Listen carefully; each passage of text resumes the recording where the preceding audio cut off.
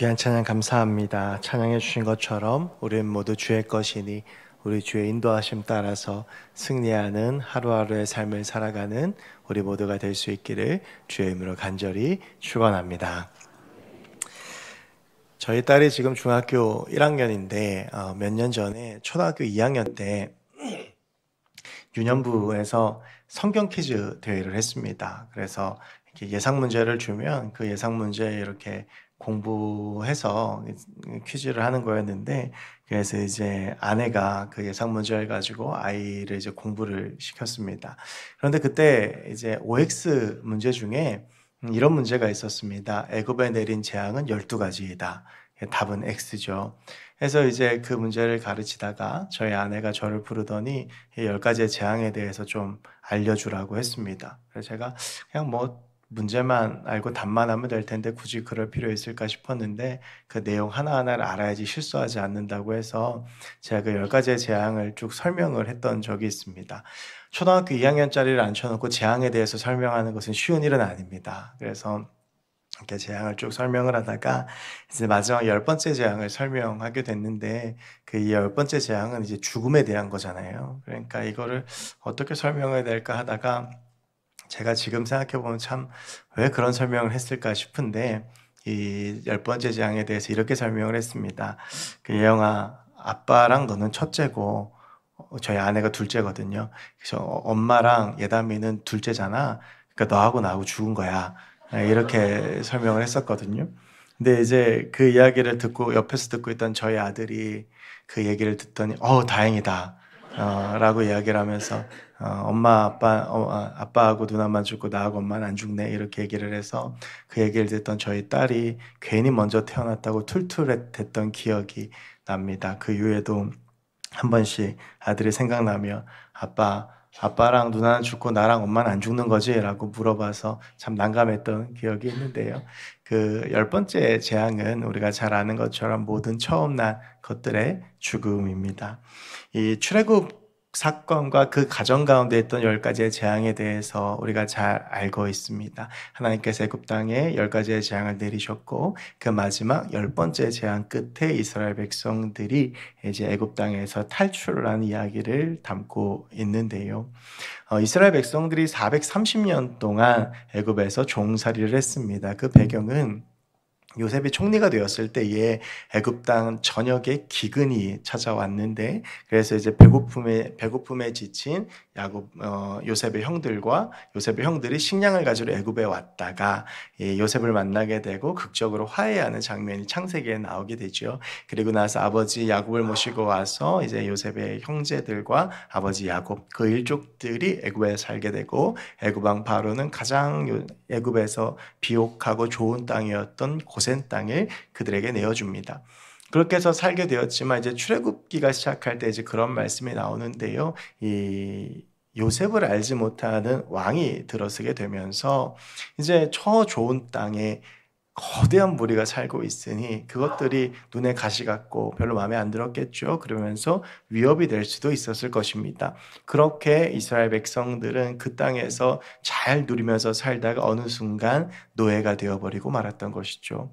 그래서 그 시간이 1, 2년도 아니고 무려 430년간 계속되었으니까 이스라엘 백성들이 얼마나 힘들고 고통스러웠겠습니까? 그래서 이 어려움과 이 고통에서 우리를 건져달라고 하나님께 간구했고, 그래서 하나님은 모세를 애굽 땅에 보내셔서 이스라엘 백성들을 출애굽시키려고 하십니다. 그런데 이 모세가 가서 애굽 왕 바로한테 이제 내 백성들을 데리고 나가겠다 라고 이야기했을 때 당연히 바로가 찬성하지 않았습니다. 그 이유는 뭐 여러 가지가 있겠습니다만 크게 두 가지로 본다면, 그 당시에 출애굽했을 때에 이스라엘의 인구의 숫자가 장정이 60만 명이었습니다. 그러니까 성인 남자만 60만 명이라는 소리인데요. 굉장히 좋은 노동력입니다. 노예이기 때문에 뭐 돈 한 푼 들지 않고, 그리고 자국민들이 하기 좀 어려운 일들을 시키면서 부려먹기 굉장히 좋았던 거죠. 그런데 그 60만 명이 한꺼번에 사라지게 되면 그 백성들의 불만과 그 어려움은 바로가 무슨 수로 감당하겠습니까? 애굽에 있는 관리들 역시 마찬가지로 이 이스라엘 백성들을 보내고 난 다음에 대책이 서지 않는 것이죠. 그러니까 이 모세의 출애굽 요청을 이런저런 거절합니다. 또 한 가지는 이 거대한 무리들이 이제 60만 명이 성인 남자였으니까 총 인구를 그냥 최소한으로 잡아도 200만 명 정도로 볼 수 있거든요. 그 인원들이 빠져나가서 옆에 나라라도 세운다면 얼마나 큰 위협이 되겠습니까? 그러니까 바로가 이제 그 이스라엘 백성들의 출애굽 요청을 이런저런 거절을 합니다. 그리고 그때부터 하나님께서 그 애굽 땅 가운데 10가지의 재앙을 내리기 시작하시는데요. 나일 강물이 피로 변한 사건부터 시작해서 개구리, 파리, 그 다음에 뭐 가축들 사이에 돈 악질과 사람 몸에 독종, 악성 종기들, 우박이 내리고 메뚜기 떼가 들끓고 흑암이 덮는 그 9가지의 재앙을 하나님께서 그 애굽 땅 가운데 내리시는데, 이제 그 재앙을 맞이하게 되면 바로가 보내주겠다라고 이야기를 하고, 그리고 나서 다시 그 재앙이 끝나고 나면 그 말이 바뀌어 버리게 됩니다. 그래서 이렇게 해서 재앙이 첫 번째부터 9번째까지 이어지게 되는데, 이제 하나님께서는 드디어 마지막 재앙을 준비하시는데, 바로 오늘 본문이 그 마지막 재앙에 대한 말씀입니다. 그 땅 가운데 모든 처음 난 것들이 죽게 될 것이다 라고 하는 것이죠. 이것이 바로 이스라엘의 가장 큰 명절 유월절이 시작하는 날입니다. 그래서 이제 이 10번째 재앙을 거치고 나서 이 모든 처음 난 것들, 애굽 땅에 있는 모든 처음 난 것들이 사람이든 가축이든 다 죽게 됩니다. 이제 29절 말씀, 오늘 말씀 28절까지인데 29절 말씀을 보면 그 이야기들이 나오게 되는데, 그 모든 처음 난 것들이 다 죽게 되고 그제서야 비로소 바로가 애굽에 있던 이스라엘 백성들을 돌려보내게 됩니다. 이렇게 이제 출애굽 역사가 완성되어지게 되는데요.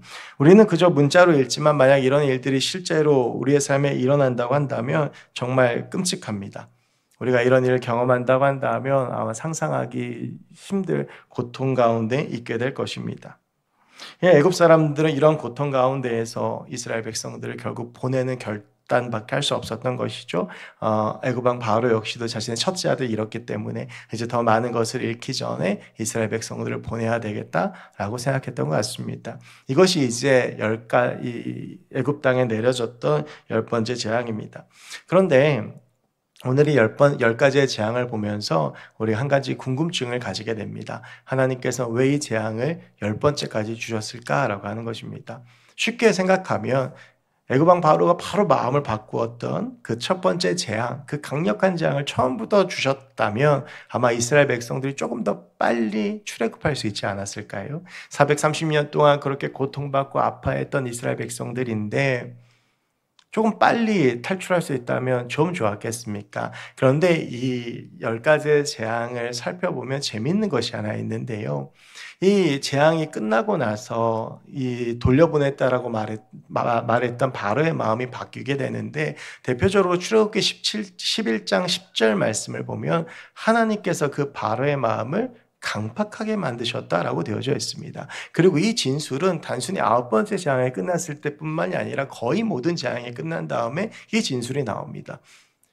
이 재앙이 시작하기 전에 그 재앙이 닥쳐왔을 때 그래 이제 너희 보내줄게, 그 재앙 중에 너희 보내줄게라고 말했던 이 바로의 마음이 재앙이 끝난 다음에 바뀌었던 이유는 하나님께서 그 마음을 강팍하게 만드셨기 때문에 바로가 그 마음을 바꾸었다라고 하는 것이죠. 그러니까 더 이해가 되지 않습니다. 그냥 한두 가지 재앙, 그것으로 하나님께서 출애굽을 이룰 수 있으셨는데 굳이 바로의 마음까지 강팍하게 만드시면서 오늘 10번째 재앙까지 이르렀다라고 하는 것입니다. 그것은 이 10가지의 재앙이 단순히 애굽 사람들을 힘들게 하고 고통을 주고, 그리고 애굽 사람들을 어렵게 만들어서 그들의 마음을 바꾸기 위해서뿐만 아니라 이 10가지의 재앙에는 또 다른 이유가 있었다라고 하는 것입니다. 그것은 이 애굽 땅에 내렸던 10가지의 재앙은 그 모든 것들이 다 그 당시에 애굽 사람들이 믿고 있던 우상과 신과 연결된 것이었습니다. 예를 들면 첫 번째 재앙이 나일 강물이 피로 변하는 사건인데요. 이 나일 강에는 쿠름과 하피라고 하는 수호신이 있었습니다. 그리고 이 나일 강 자체가 애굽 땅의 젖줄과도 가까웠기 때문에 이 강 자체가 신성시였습니다. 마치 인도의 겐지스 강처럼 말입니다. 그러니까 이 나일강이라는 것 자체가 신성을 가지고 있고, 그리고 그 나일강을 지키는 두 신이 있다라고 믿었는데, 이 나일강물이 피로 변하면서, 그리고 이 피로 변한 나일 강물이 다시 돌아오지 않게 되는 그 역사를 경험하면서 그거를 지키는 수호신들이나, 그리고 나일강 자체가 아무것도 아니라 하나님의 피조물이라는 사실을 깨닫게 하기 위해서입니다. 이어지는 개구리 재앙도 마찬가지인데요. 이 개구리의 재앙은 헤케트라고, 그 당시에 개구리 모양의 신들 애굽 사람들이 섬겼는데, 그 개구리가 들끓게 됐을 때 그 개구리 모양의 신이 얼마나 허상이고 얼마나 무력한 것인지를 깨닫게 하는 것입니다. 이렇게 각 재앙마다 그 당시에 애굽 사람들이 믿고 있었던 우상과 신의 모습이 담겨져 있고, 그것들이 깨어져가는 과정이 첫 번째 재앙부터 9번째 재앙까지 계속되었다라고 하는 것이죠. 그리고 마지막 10번째 재앙은 모든 처음 난 것들, 장자의 죽음인데요. 이것은 그 당시에 애굽 사람들이 믿었던 생명의 신인 오시리스와, 그리고 사람을 수호한다고 믿었던 이시스, 그리고 살아있는 태양신이라고 사람들에게 추앙받았던 태양신 바로가 얼마나 죽음 앞에서 무력한 존재인지를 보여주는 것이었습니다. 그러니까 하나님께서요, 바로의 마음을 강팍하게 하셔서 그를 막으시고 이스라엘 백성들을 다시 포로 생활 가운데 두신 것은, 하나님께서 계획하신 그 시간표대로 우상을 하나하나 깨부수시면서 하나님의 하나님 되심을 보여주시기 위한 하나님의 계획이었다라고 하는 것입니다. 이스라엘 백성들은 빨리 자유를 얻고 싶었겠지만, 하나님께서 이상하리만큼 바로의 마음을 강팍하게 하시면서 어쩌면 그 사람들 중에서 이거 하나님께서 패배하신 거 아닌가라는 생각이 드는 사람들도 있었을 것이고, 하나님께서 실수하신 것인가 라고 생각하는 사람들도 있으셨겠지만, 그것이 아니라 그 모든 재앙들 하나하나는 하나님의 계획대로 흘러가고 있었다라고 하는 것입니다. 그래서 하나님께서는 그 모든 시간들 속에서 바로의 마음을 강팍하게 하셔서 다시 재앙을 내리시고, 바로의 마음을 강팍하게 하셔서 다시 재앙을 내리시면서 그 당시에 애굽 사람들이 믿었고, 그리고 그들의 주인을 따라서 이스라엘 백성들도 알게 모르게 믿고 마음속에 두었던 그 우상들이 얼마나 허상이고 얼마나 잘못된 것인지를 깨닫게 하시면서 다 부수셨다라고 하는 것이죠. 그래서 하나님께서는 그 바로의 마음을 움직이시면서 하나님의 하나님 되심을 보여주셨던 것입니다. 여러분, 오늘 우리가 이 사건을 통해서 볼 수 있는 것이 두 가지가 있습니다. 하나는요, 하나님의 일하심에는 결코 우연이 없고 실수가 없고 하나님의 뜻이 분명히 있다라고 하는 것입니다. 왜 하나님께서 굳이 10번째 재앙까지 이끌어 가셨는가? 그냥 처음부터 강한 재앙을 내려서 바로 애굽을 탈출시키시면 되는 것이지. 그리고 왜 바로의 마음을 굳이 강팍하게 하셔서 또 다른 재앙을 불러일으키고 이스라엘 백성들을 여전히 고통 가운데 두셨는가? 하나님은 그 시간들 속에서 이스라엘 백성에게, 애굽 사람들에게 하나님의 하나님 되심을 보여주셨다라고 하는 것입니다. 여러분, 그것은요, 오늘 우리의 삶 가운데에도 마찬가지입니다. 우리도 살아가다 보면 하나님이 이해가 안 될 때가 있습니다. 그냥 이렇게 해주시면 되지 왜 이렇게 안 해주실까? 빨리 이렇게 좀 해주시면 되지 왜 이런 일들이 내 삶 가운데 일어나지 않을까? 왜 나는 이런 이해할 수 없는 고통과 어려움 가운데 있는 것일까? 도대체 하나님께서는 나에게 왜 이런 일을 하실 것인가? 라는 퀘스천 마크가 될 때가 있습니다. 바로의 그 수없이 바뀌는 마음을 보았던 이스라엘 백성들이나 오늘 그것을 성경으로 읽는 우리의 마음처럼 말입니다. 여러분, 그런데요, 하나님께서 일하시는 것에는 뜻없는 고난은 없고 이유 없는 슬픔은 없습니다. 하나님께서는 그 고난 가운데에서 반드시 하나님의 뜻을 가지고 계시고 우리의 삶 가운데 하나님의 일들을 해나가시면서 우리의 삶을 하나님께서 원하시는 방법대로 만들어 가시고 이끌어 가시고 하나님의 새 역사를 우리 가운데 부어주시는 줄로 믿습니다. 오늘 이 본문을 보면서 제가 생각났던 사람이 한 명 있는데요. 우리 기독교 역사에 있어서 가장 중요한 해 중에 하나가 1792년입니다. 이 1792년은 개신교의 해외 선교가 시작된 해입니다.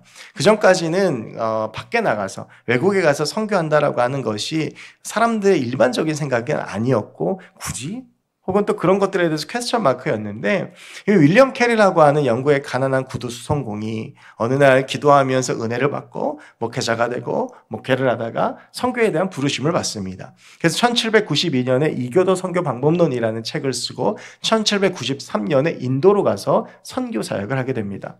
그 윌리엄 캐리가 갈 때 많은 사람들이 말렸습니다. 그의 아버지가 말렸고 그의 아내도 말렸고 그가 목회하던 교인들도 말렸고 영국에 있는 모든 사람들이 다 캐리가 가는 길을 막았습니다.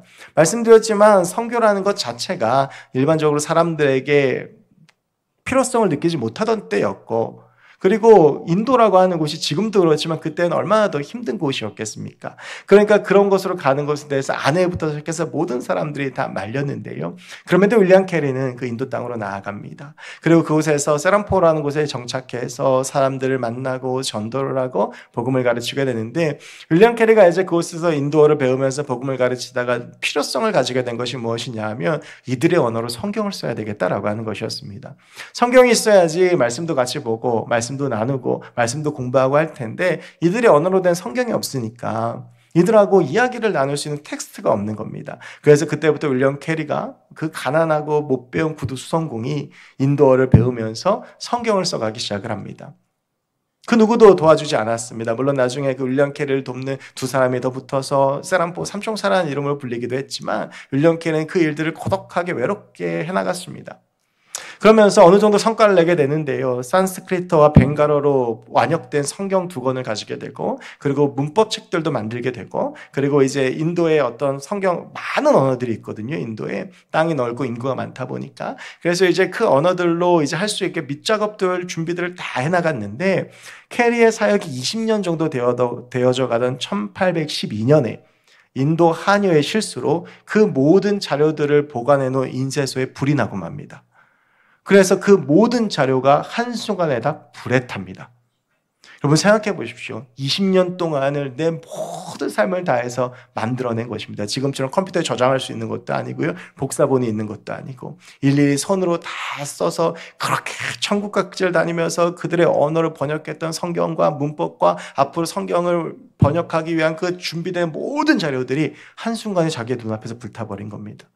이 1812년까지 오는 동안 캐리의 아내는 정신병에 걸렸고요. 그리고 캐리는 아들, 4살 난 아들을 그 땅에서 잊어버리기까지 했습니다.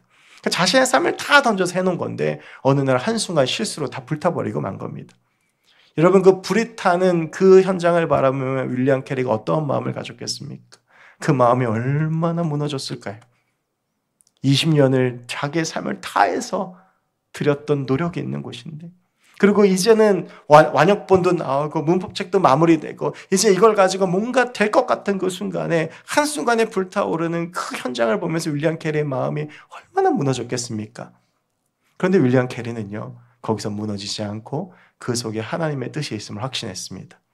그가 평소에 늘 외쳤던 말이 무엇이냐 하면 하나님께서 하실 위대한 일을 기대하라. 하나님을 위해 위대한 일을 시도하라. 그래서 캐리는 거기서 굴하지 않고 다시 시작을 합니다. 막막했을 것 같아요. 아무것도 안 보였을 것 같아요. 20년 동안 해왔던 내 모든 게 다 부정당한 순간이잖아요. 그런데 그때에 이 캐리의 이야기를 듣고 모국이었던 영국을 중심으로 해서 서구 사회에 엄청난 방향이 일어납니다. 윌리엄 캐리에게 왜 선교를 가냐고 손가락질하던 사람들, 철저히 무관심했던 그들이 캐리가 아직도 20년 동안 그 땅에 있구나는 걸 깨닫게 되고, 그리고 그가 얼마나 헌신되게 일했는지를 깨닫게 되면서 캐리를 도와야 되겠다라고 하는 운동이 일어나고요. 그를 돕기 위해서 3,000명의 사람들이 모입니다. 그리고 윌리엄 캐리의 사역을 돕기 위해서 500명의 사람들이 선발이 되고 윌리엄 캐리가 혼자 해왔던 성경 번역의 사역을 500명이 함께 감당을 하게 됩니다. 여러분 그래서요, 캐리가 무려 44개의 언어로 성경을 번역합니다. 여러분 그 무너져나가는 인쇄 창고 앞에서 그가 좌절하고 절망했으면 어땠을까요? 그런데 그는 그 속에 하나님의 뜻이 있음을 분명히 깨달았습니다. 여러분 우리도요, 살아가다 보면 내 인생이 완전히 무너져 버리는 것 같은 순간을 경험할 때가 있습니다. 내가 그동안 해왔던 모든 노력들이 다 부정당하고 내가 했던 모든 것들이 다 아무것도 아닌 것처럼 되어져 버리고 막막한 거예요. 내가 그동안 해왔던 게 다 무너져 버리고 앞으로 어떻게 살아야지 막막한 그 순간이 찾아올 때에 하나님도 보이지 않을 때가 있습니다. 여러분 그런데요, 우리가 그 순간에 잊지 않아야 할 것은 하나님은 살아계시다라고 하는 것입니다. 그리고 하나님은 그 순간에도 우리를 위해 일하고 계신다라고 하는 것입니다. 우리가 그 하나님을 놓지 않고 하나님을 바라보고 걸어가면 하나님의 위대한 일이 우리의 삶 가운데 일어나게 된다라고 하는 것입니다.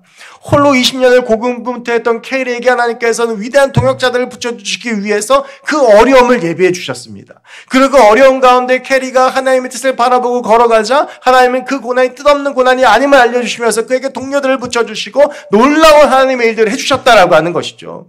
10가지의 재앙이 흘러가는 동안 이스라엘 백성들은 가슴 치며 답답했을 것입니다. 빨리 풀려나고 싶은데, 이 노예생을 빨리 좀 끝내고 싶은데, 이 뜻없는 고난에서 빨리 좀 벗어나고 싶은데, 여러분 생각해 보십시오. 9번째 재앙이 오는 동안에 한 가지의 특징은 뭐냐 하면 고센 땅에는 재앙이 내리지 않았습니다.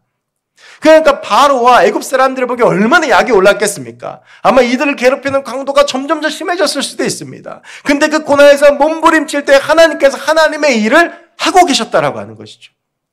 바로의 마음을 강팍하게 하시면서 오히려 그 우상들의 허구성을 드러내시면서 하나님의 하나님 되심을 보여주시고, 그래서 하나님의 시간이 되었을 때 하나님께서는 그들을 애굽 땅에서 탈출시키셨던 것입니다. 그 하나님이 우리의 삶 가운데 일하고 계시는 줄 믿습니다. 때로 하나님이 보이지 않을 때도 있고 이해할 수 없는 고난 가운데 있지만, 여러분 우리 기독교인들, 우리 크리스천들에게는요 뜻없는 고난이 없습니다. 하나님께서는 반드시 그 현장 가운데서 일하고 계시고 그 가운데서 우리와 함께하고 계시고 우리를 위해서 지금도 위대한 일을 준비하고 계시는 줄로 믿습니다. 여러분, 또 오늘 본문을 통해서 우리가 알 수 있는 두 번째는요, 우리 하나님은 전능한 하나님이라는 것입니다. 여러분이 여호와의 유월절, 이 10번째 재앙을 피하는 방법으로 주님께서 알려주시는데요, 어린 양을 잡아서 그 피를 좌우 설주와 문 임방, 그러니까 임방은요 위아래고 설주는 좌우에 선 것들입니다. 문의 사방에다 어린 양의 피를 뿌리면 죽음의 사자가 넘어갈 거다라고 하는 것입니다. 여러분, 우리가 이것을 통해서 알게 된 분명한 사실은 무엇입니까? 하나님께서는 우리의 생명의 주인 되시고 이 땅을 다스리시며 이 땅의 모든 피조물들의 주인 되시고 왕 되시는 분이라는 것입니다. 여러분, 하나님은 전능하신 하나님이십니다. 10가지의 재앙이 드러나는 것이 그것이 아닙니까? 강물을 피로 변하게 했다가 돌이키실 수 있는 분이고요. 개구리가 들끓었다가 일순간에 사라지기도 하고, 알 수 없는 병들의 가축들이 죽어가기도 하고, 종기가 들끓기도 하고, 메뚜기 떼가 불어왔다가 갑자기 사라지기도 하고, 하나님께서 모든 자연 만물들을 하나님 뜻대로 부리시다가 인간의 생명까지도 주의 손에 있음을 분명히 보여주십니다. 여러분, 하나님께서는요, 우리가 믿는 살아계신 하나님께서는 전능하신 하나님이신 줄로 믿습니다. 여러분, 우리가 그 전능하신 하나님을 믿는다면 우리 안에 있어야 될 것이 있는데 그것이 바로 내려놓음입니다. 하나님 앞에서 우리의 것들을 내려놓고 그 하나님의 능력을 의지해야 합니다. 여러분이 우리가 어린 양을 잡아서 문에 바르는 것을 좀 쉽게 생각하는데요, 우리가 이스라엘 백성들의 입장이라고 생각해 보면 지금 이들은 포로입니다. 근데 21절을 보면 뭐라고 나오냐면 각 가정마다 어린 양을 예비하여 라고 되어져 있습니다. 무슨 말이냐면요, 그 어린 양 잡아가지고 문에 바르는 피 한 마리 잡으면 제 생각에 10집도 할 수 있습니다. 그런데 한 마리 잡아가지고 10집 20집 나눠서 하는 게 아니라 각 가정마다 한 마리씩 잡아야 됩니다. 여러분, 이게 뭘 의미합니까? 희생을 의미합니다.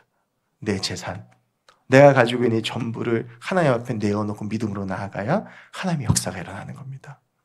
모르긴 몰라도 그냥 이건 제 상상인데요, 이거 아까워서 어린 양 잡지 않은 집도 있지 않았을까요? 그랬다면 그 집은 죽음을 피해가지 못하는 거죠. 여러분과 신앙생활하면서 절대 하나님 앞에 내세우면 안 되는 게 하나 있는데 그게 우리의 고집입니다. 하나님 앞에서 우리의 고집을 붙잡고 이걸 놓지를 못해요. 그걸 놔야지 하나님의 역사가 일어나는데, 여기서 한 걸음을 더 나아가야 하나님의 역사가 일어나는데, 내 생각과 내 마음에 사로잡혀서 이 고집을 놓지 못하고 끝까지 붙잡고 있다가 하나님의 역사가 내 삶 가운데 나타나지 않는 겁니다. 왜냐하면 하나님의 손을 붙잡아야 되는데 다른 게 지금 내 손에 들려 있으니까, 이걸 놓고 하나님의 손을 붙잡아야 되는데 불안하니까 이거를 놓지를 못하는 겁니다. 여러분, 우리가요, 하나님의 전능하심을 믿는다면 우리는 하나님 앞에서 나의 것들을 내려놓아야 합니다. 여러분, 우리의 신앙이 얼마나 신비하냐 하면요, 내려놓을수록 채워지고요, 약해질수록 강해지고 포기할수록 이루어집니다. 그것이 성경에서 이야기하고 있는 것입니다. 내 것을 내려놓아야 하나님의 채워주심이 있는 것입니다. 내 잔이 가득 차 있는데 하나님께서 무엇을 부어주시겠습니까? 내가 약해져야만 하나님을 의지할 수 있고 하나님의 능력이 내 삶 가운데 나타나는 것이고 내가 포기해야 하나님의 역사가 내 삶 가운데 일어나는 것입니다. 여러분, 우리가 아직도 붙잡고 있는 것들이 있습니다. 아직도 하나님 앞에 놓지 못하고 있는 것들이 있습니다. 하나님 앞에 내가 죽어도 이것만큼은 주님 못 놓겠습니다. 나의 생각이 있고 생활이 있고 관습이 있고 사람이 있고 여러 가지 내 삶 가운데 가진 것들이 있다면 그것을 하나님 앞에 내려놓을 때에 전능하신 하나님의 역사가 시작되는 것입니다. 어린 양을 잡아서 그 피를 문에 바를 때 어린 양의 그 보혈의 능력이 그들을 지켜주셨던 것처럼 우리가 내 것들을 내어놓고 하나님으로 내 안을 채울 때에 예수 그리스도의 보혈의 능력을 의지할 때 오직 내 안에 주님께서 가득할 때에 하나님의 그 전능하신 능력이 우리의 삶을 뒤덮고 우리의 삶 가운데 바로 그 하나님의 역사가 일어나게 되더라고 하는 것이죠. 그럼 오늘 우리 시간 하나님 앞에 내려놓을 것들을 내려놓았으면 좋겠습니다. 내 생각, 내 고집, 내 욕망, 내 야망, 내 가치관, 내 경험, 내가 살아온 삶의 시간들, 여러분 그것들을 하나님 앞에 내려놓아야 하나님의 역사가 내 삶 가운데 시작됩니다.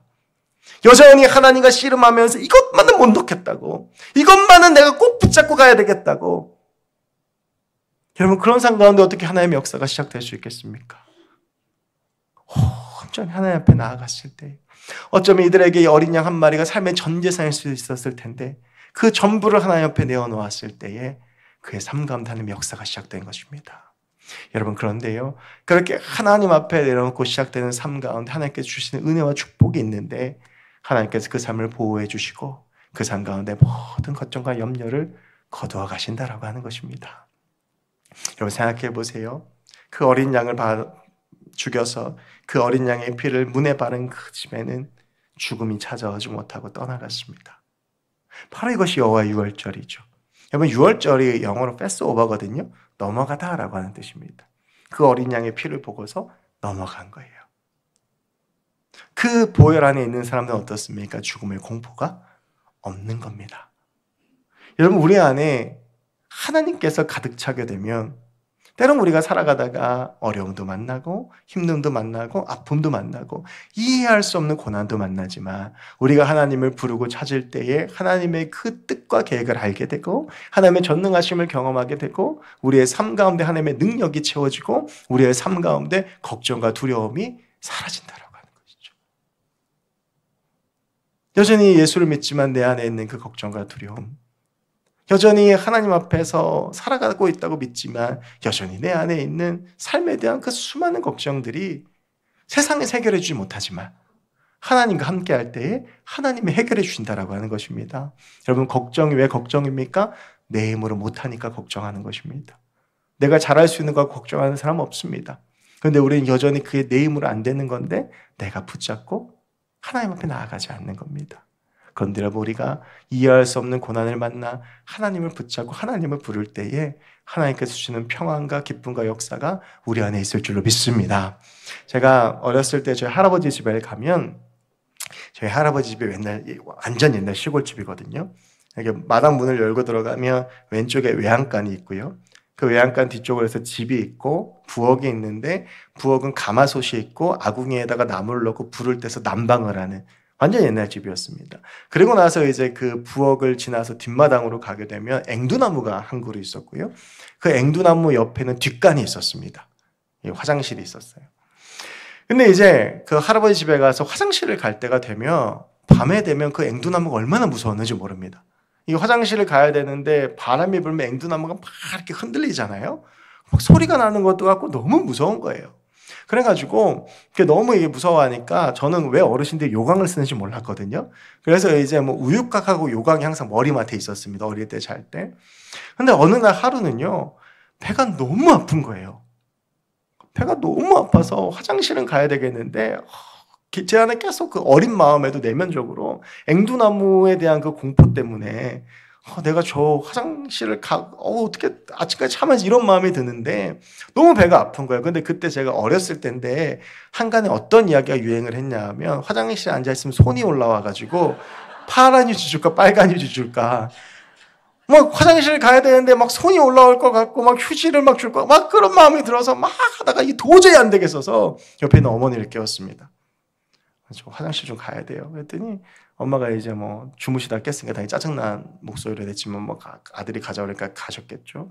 가가지고 어머니 문 밖에 있고 저는 이제 완전히 푸세식 화장실이니까 거기 이렇게 쪼그려서 앉아 있는데 이렇게 앉아 있는데 갑자기 제 안에 두려운 마음이 드는 거예요. 왜 밖에서 아무 소리가 안 들리는 거예요. 엄마가 갔나 보다. 그래서 엄마 거기 있어요? 그랬더니 있어 그러는 거예요. 근데 놀라운 건요. 그 소리를 듣는데 제 마음 가운데 굉장히 큰 평안함이 찾아오는 거예요. 여러분 제가 이 말씀을 왜 드리냐 하면 우리가 인생을 살아가다가 이런 두려움을 만날 때가 있어요. 아무것도 들리지 않고 아무것도 보이지 않고 나 혼자 있는 것 같고 근데 이해할 수 없는 고난의 구렁텅이에 빠져서 왜 나만 이런 고난을 겪냐고 하나님께 항의하고 싶을 때가 있거든요. 여러분 그럴 때 우리가 무엇을 해야 됩니까? 내 생각, 내 마음 내려놓고 하나님을 불러야 돼요. 그러면 우리의 음성을 듣는 하나님께서요 응답하세요. 그리고 그 하나님 응답이 우리 가운데 있잖아요. 그럼 세상에 줄 수 없는 평안, 하나님께서 약속하시는 그 평안이 우리 가운데 임하는 것입니다. 오늘 설교가 제가 이제 김해교 온 지 딱 2달이 됐는데 그동안 했던 여러 편의 설교 중에서 설교 준비가 제일 힘들었습니다. 제가 이제 보통 주일이 되면 제 3부 예배 끝나면 제가 요즘 일주일 중에 제일 기쁜 시간이 3부 예배 끝났을 때거든요. 너무너무 행복합니다. 근데 이 3부 예배 끝난 그 기쁨이 그날 저녁 되면 다시 부담이 돼요. 다음 주에 뭐 어떻게 하지? 그래서 이제 기도하는 가운데 하나님께서 제게 주셨던 말씀이 있어요. 지난주에도. 그래서 그 말씀 묵상하다가 저 스스로도 이 말씀이 참 좋아서 제가 이제 목요일까지는 설교 준비가 끝나야 됩니다. 그래야지 주보가 넘어가서 수요일에 앉아서 열심히 설교 준비를 하면서 막 타이핑을 치고 있는데 저 어느 순간부터 진도가 안 나가고 마음속에 자꾸 이 설교가 아니란 생각이 드는 거예요. 이게 아니다, 이게 아니다. 그런 생각이 자꾸 들어서 거의 제가 항상 A4 용지 6장을 준비하는데 4장까지 쓰고 그 설교를 다 지웠습니다. 그리고 나서 다시 기도하면서 하나님 어떻게 할까 그랬더니 또 창세기 37장 말씀을 주셔서 묵상하고 쓰다가 3페이지까지 쓰고 또 마음이 와서 또 지웠습니다. 이게 수요일까지 제 상황입니다. 얼마나 마음이 힘들었겠어요. 그런데 그렇게 해서 수요일날 이제 뭐 성경 집회 준비도 하면서 이렇게 하면서 목요일날 이렇게 계속 이렇게 좀 묵상하고 하는데 하나님께서 오늘 이 말씀을 갑자기 제게 보여주시고 갑자기 이 말씀을 묵상하게 하셨어요. 그래서 제가 이 말씀 가지고 어떻게 설교 이제 마무리 다 하고 그리고 하나님 앞에 이제 새벽에 기도했습니다. 하나님, 이게 3번 만에 제가 설교가 이렇게 나왔는데 좀 너무 힘든데 그러면 좀 툴툴댔죠. 근데 하나님께서 제안해 주셨던 마음은 뭐냐면 제게 주셨던 마음은 오늘 이 말씀이 꼭 필요한 사람이 있을 거라는 거였어요.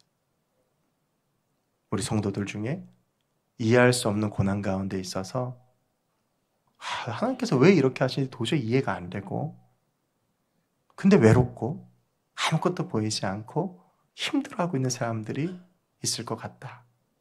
그래서 하나님께서 이 말씀을 통해서 말씀하고 싶으신 거예요. 사랑하는 아들아 딸아 너 혼자 아니다.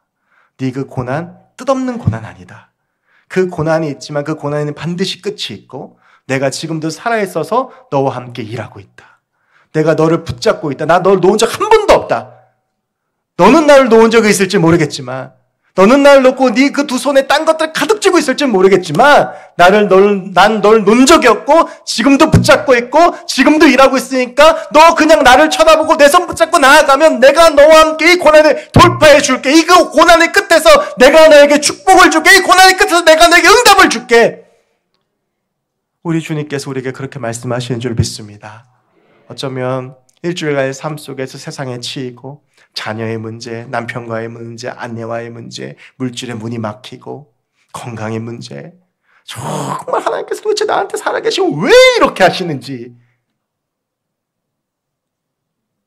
이해가 되지 않는 그런 순간에서 씨름하다 나오신 분들이 계십니까? 그 순간에도 하나님 우리와 함께 하십니다. 이해할 수는 없지만 반드시 주의 때에 이해되는 순간이 옵니다. 하나님은 한 번도 우리를 놓지 않으시기 때문입니다. 여러분 우리 그 하나님 바라보면서 하나님 붙잡고 힘내서 걸어가는 저와 여러분들이 됐으면 좋겠습니다. 비록 우리의 삶 가운데 이해할 수 없는 고난이 찾아오더라도 우리 주님 붙잡고 나아가면 이스라엘 백성들을 출애굽시키셨던 그 하나님께서 우리의 삶 가운데에도 반드시 여호와의 유월절 허락하여 주실 줄로 믿습니다. 우리 하나님 바라보면서 나아가 승리하는 우리 모두가 되기를 주의 이름으로 간절히 축복합니다. 기도하겠습니다. 하나님, 오늘 이 말씀을 우리가 함께 나누었습니다. 비록 이해할 수 없는 고난 가운데 있지만 뜻없는 고난은 없는 줄로 믿사온 우리 주님 붙잡고 일어나게 하시고 나의 것들 내려놓고 전능하신 주의 손을 붙잡고 하나님과 함께 나아가 반드시 승리하는 우리가 되게 하여 주시옵소서. 감사드리며 모든